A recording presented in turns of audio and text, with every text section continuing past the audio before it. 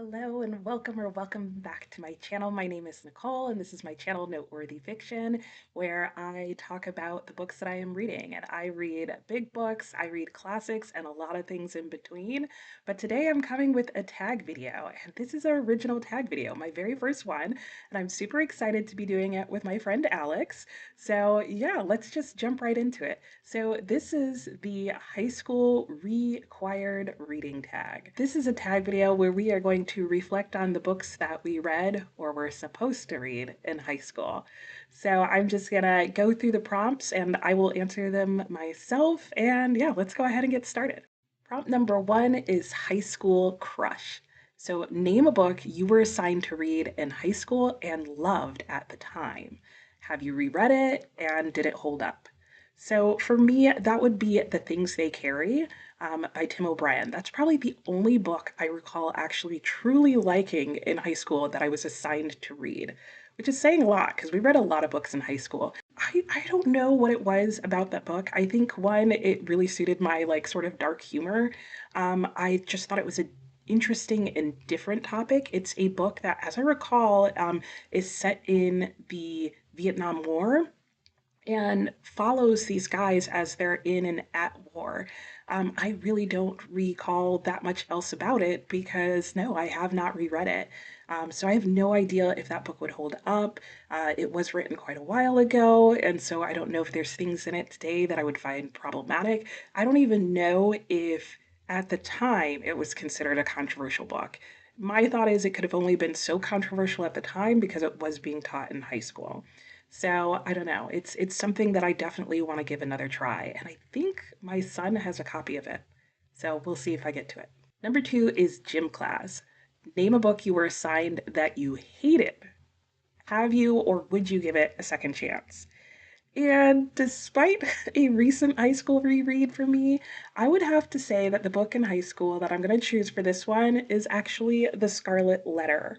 And the funny thing about this is, while there's another book in high school that I read that I definitely hated, this was the book that really just grated on my nerves from chapter one and on. And in all fairness, it wasn't actually the book itself, it was the way the book was taught. The entire book in my class was taught as sort of a who did it, like who's your baby's daddy. And I just feel like personally that's the worst way to read this book. Um, because it says within the first couple of pages who the baby daddy is. It's just not explicitly stated, but close reading would reveal it to you. And fortunately, I did reread this book in college, and our professor spoiled it for us at the very beginning. He said, "We're not reading this book to figure out who got Hester pregnant. That's pretty obvious." And so he told us in case we were stuck on that idea, and we moved on. And I actually ended up enjoying this book later. So it is a book that I would actually give another reread or a third chance in this case. Number three is locker combo. Is there a book you remember having to read but can't actually remember the book? Yeah, and that for me is interestingly enough going to be The Odyssey. Now, this book I recall being very memorable and finding rather enjoyable, and I feel like culturally and literature-wise, you are just constantly hearing about the Odyssey because it's brought up so frequently in other books. Odysseus is brought up, other names from the book are brought up. But if you asked me if I could even give you a coherent plot summary or even a plot arc of the different events that happen in this story, no, it would look more like a Rorschach test or a connect the dot type of situation. There's no way. I would never get even all of the major events, let alone be able to tell you in what order, let alone be able to tell you whether they're from the Odyssey or the Iliad or some other story altogether. So, yeah, this would definitely be like that locker combo where you're sitting there and looking at it and going, really wish I knew. Number four, was there a book you were supposed to read in high school but didn't? Now, this is the book that if you've been watching my channel, you probably thought I was going to answer for gym class. And that book would be The Catcher in the Rye. Because as it turns out, even though it's technically a reread for me, I never actually finished the book in high school. And the reason is I hated it that much in high school. I read the first chapter or two and I just couldn't. I could not do it. And I actually went to my high school teacher and just told him flat out that he was going to have to give me an F on the paper or whatever because I refused to read the rest of the book because I hated it that much. I could not stand the narrator. He reminded me of every horrible high school boy that I went to school with, and I didn't want to spend any extra time with them at home in my head and in writing a paper on them. So my great teacher actually gave me a pass, and he said so long as I could write a decent paper giving examples of exactly why I hated this book and turn that in instead, he would accept it and grade it. I got an A. Number 5 is electives. Did you read just for fun? What books were you reading outside of your assignments? Well, like I said, I like to read big books, and this goes way, way, way, way, way back. So in high school, I actually read A Suitable Boy. I also read Clarissa, and I also read The Woman in White and A Tale of Genji, and that probably took all 4 years. All of those combined. But this is a huge, massive, chunky book. I did actually just reread this, I think the beginning of last year, and I still really enjoyed this book. And yeah, that's the kind of thing I enjoyed reading in high school. I read a couple of smaller books in my free time, usually at the recommendation of a high school teacher, because they would be like, "Why are you carrying a brick?" But yeah, this was a fun brick to read. Number 6 is Rebound. What book would you replace from the typical assigned reading list? And for me, it would be The Catcher in the Rye. That's a pretty easy one. I didn't like it then. I reread it recently and still only thought it was okay. And I just feel like, especially today, there are a lot more books that are featuring a first person narrative by a high school student, male or female, that touch on a lot more current events that I think would just be more relatable to high school students. Um, Other than that, the other one that pops into my mind that I own is The Unlikely Escape of Uriah Heep. One, because I feel like that genre wise, I really wished my own personal high school reading list had have been a little bit more varied. This is a fantasy novel, and the thing that I think would work well really for high school students is that you do tend to read a lot of classics. I feel like in high school, a lot of the recommended reading lists are classics, and at least at the time I was in high school, a lot of the recommended reading lists were Victorian classics. And this book includes a lot of characters from a lot of those stories. And I think it's something that would be kind of a fun Shrek-like experience of reading for the students. And what I mean by that is the thing that I love about the movie Shrek is how many like literary allusions there are, but it's a very modern, fun take on that. And I feel like this book is very similar. There's a lot of Victorian classic literary allusions in here, and just really well known books that you frequently have to read in high school are alluded to in here, but it's a fun read. Like, it's fun, it's fascinating. It talks about books and stories and imagination, and there's magic and weird things are happening, and there's a lot of like tie-ins to current day because it takes place in contemporary times. So that would be my pick. Prop number 7 is Teacher's Pet. What book got you excited about reading for class? This is actually going to be kind of an odd choice, but I would say To Kill a Mockingbird. And while this book has had a lot of like pushback over the years and that kind of thing, and I admittedly haven't reread it through high school, it wasn't so much that in high school that I loved this book. I think what got me excited about going to class when we were reading this was the discussions it was making us have. We had discussions about the US legal system, justice, injustice, racism, treatment of children, just the difference in perspectives literature wise, as well as different aspects of storytelling. And I don't know, this book in general is a very good book club pick because there's so much to talk about in this book. I feel like no matter what time period, and regardless of whether or not you like all the content of the book or understand it correctly or whatever. And so I think, especially as a high schooler, there was rarely a book that I felt like got everyone in class engaged, but this book did that. And so, yeah, that's why I'm picking it for this one. Number 8 is Study Hall.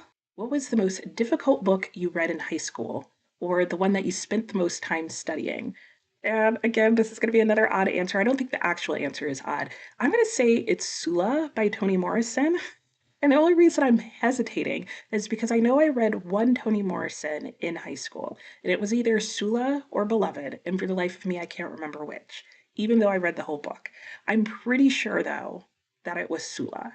And I think the reason that this is the pick for me, whichever one it was by Toni Morrison, and I'd know as soon as I open the book and look at it, but I don't have either of those. Anyway, the reason that that sticks out to me is because I just remember that our teacher spent a lot of time with us helping us understand what was going on in the book.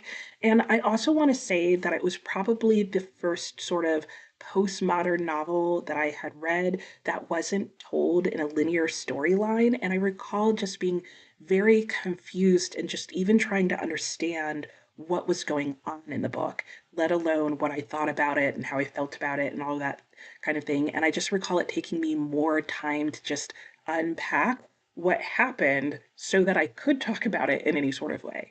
So it's definitely a book I want to retry. I did earlier this year read The Bluest Eye, and I really enjoyed that. So I do want to read more Toni Morrison, and both Sula and Beloved are books of hers that get talked about a lot. So I do want to reread both. Still don't recall which one it was, but like I said, I'm pretty sure it was Sula. Prompt number 9 is Nails on a Chalkboard. What was the book that made you groan when you found out you'd have to read it again? I don't know about you, but I feel like between middle school and high school, there were books that just seemed to keep coming up over and over again, and that by the time I graduated from high school, I felt like I was reading it every single year for class, or at least some part of class, or it was like on a end of year state exam, or it was an essay that I had to write, or it was just a prompt for everything. And that book is Great Expectations by Charles Dickens. Now, nowadays, I love Charles Dickens, and I can't believe that I would ever say that about any of his books. However, it did just keep coming up over and over again. I'm pretty sure the first time I read this book was in middle school, maybe twice, and then multiple times in high school. And I just remember that compared to some of the other things we were reading and talking about, it just being very long and drawn out and boring. And having reread Charles Dickens, I can say I have a couple of critiques about his books, which is one, I don't think he's very good at the opening of a book, and they are definitely slow paced for the most part. So I can definitely see why I would have struggled with this, especially in middle school. Like, he doesn't exactly write in the like middle school reading level, which mine was a bit higher than that, but still. And it's also a longer book, which I feel like high school is notorious for having us read the shortest things ever. But I really do want to reread Great Expectations. I feel like I would appreciate it way more now than then. But if you had have made me read this book one more time in high school, I would have lost it. I just couldn't do it. Question number 10 is extra credit. What book do you think should be added to every high school reading list? This is a really hard one. There are lots of books that I think would be great to read in high school. Like, I would, for example, love to see more diversity, especially at the time that I was in high school. I would have loved to see more diverse reading. So something like The Invisible Man that had, again, different representation from a male perspective that was slightly older than we were in high school. Though I could think of some content in there that is slightly older that maybe wouldn't have gone over so well. But I would have also loved to see like classic literature, but maybe outside the Western canon would have been really exciting and interesting to me. So something like The Pillow Book that would have been, shorter and a bit episodic in nature, but would have had a lot of different things to talk about. I think going into different genres like fantasy or sci-fi could just open up a lot more students to reading. And one of the more recent books that I've read that I really loved and think would be really interesting to read as a high school student would actually be Cloud Cuckoo Land. Now, I don't talk about this book a ton on my channel because I actually read it before I started my channel, but I absolutely loved this book. And one of the things that I like about it is that in some ways you could say there are multiple genres in it. The book itself as a whole, I would say, is kind of literary fiction. It's told in three different points of view that are all three different stories that are running in different time periods all at the same time. If that sounds weird, it's not that weird once it's done in the story. But in that sense, it kind of adds a genre of historical fiction, literary fiction, and science fiction all in one book. And I think that would be really appealing to high school students because they would get to dabble in a little bit of each. There are male and female protagonists throughout the book of different ages, different backgrounds, and it's just a different story. But it talks about books, it talks about storytelling. There are really good uses of symbols, motifs, and all the literary elements that our teachers in high school just have to hammer home to us for good reason. And I think it's not super long and it's really engaging and there would be a lot to talk about in class. So that would probably be a more recent read that I would add on. If I went with something that was more of a classic, I might suggest David Copperfield because that could always be my answer to everything, except for maybe the book that I hated. But I love David Copperfield. I would actually go with that over Catcher in the Rye or Great Expectations. Yes, it's a longer book, but the characters, man, they're so good, and you just get so into David's life. And yeah, I don't know. I would go with something like that. And then the final prompt is BFFs. So your best friends forever, because I feel like that's something that always comes up in high school. And for this one, I'm going to say tag some people who you would like to have do this video. So I am doing this video, Alex Stay-at-Home Reader, because she created this tag with me and we did this joint thing. You can go and watch her video. I will link that in the description box below, but I will also link a couple other people in the description box below that I would love to see do this video. And if you are watching this video and you want to do this, go ahead, consider yourself tagged. I would love to see your answers. Whether you have a very different list from mine or you have the same list, I'm always fascinated to see how people, either during a different time period from me when they were in high school or even at the same time that I was in high school, ended up with very different reading lists, like even across the US or even in the same state.